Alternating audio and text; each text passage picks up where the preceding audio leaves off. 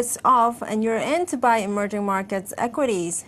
Why? Yes, basically we are looking to, we have increased our risk level in our portfolios moderately. I won't say aggressively at this point. We're looking into next year, we are becoming relatively more optimistic. And we have raised our rating for emerging market equities. That includes Asian equities looking into next year. Basically, we see that we are seeing positive policy actions from some of the major central banks in the world, whether it is in the ECB with their OMT operations, in the US with the QE3, as well as more recent positive developments on handling the fiscal cliff situation.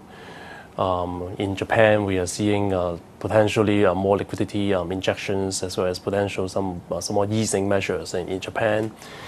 And even in China, the recent leadership transition has finished, and it is within market expectations. So that has also removed some of the concerns on the markets. So net, looking forward, a lot of these macro risks that people have been worrying about earlier this year is now much lower. And we do see that the tail risk for the market has significantly reduced, especially in Europe for a breakdown of the euro. That has been significantly reduced. So we are turning somewhat more optimistic for next year.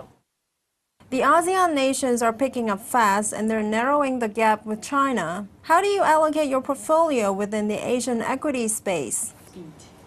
Well, yeah, I think in terms of the growth in the ASEAN countries, for example, that has already been pretty much discounted by their markets. While for countries like China, basically people have been having a very have been lowering their expectations for the growth in China, and there has been a lot of concerns on China, and that is also reflected in the equity markets, which is trading at a much lower valuations than those in the ASEAN countries. So whether the markets will perform or not is actually dependent on whether they are able to beat investor expectations. So while so much expectations have been built in ASEAN and so low expectations in China, there's the chance of a reversal could happen. And at the same time, it's not just about allocating among the countries. Looking into next year, as I said, it will remain a low growth environment. For stocks that are able to deliver growth in such an environment, they will continue to be highly valued by investors.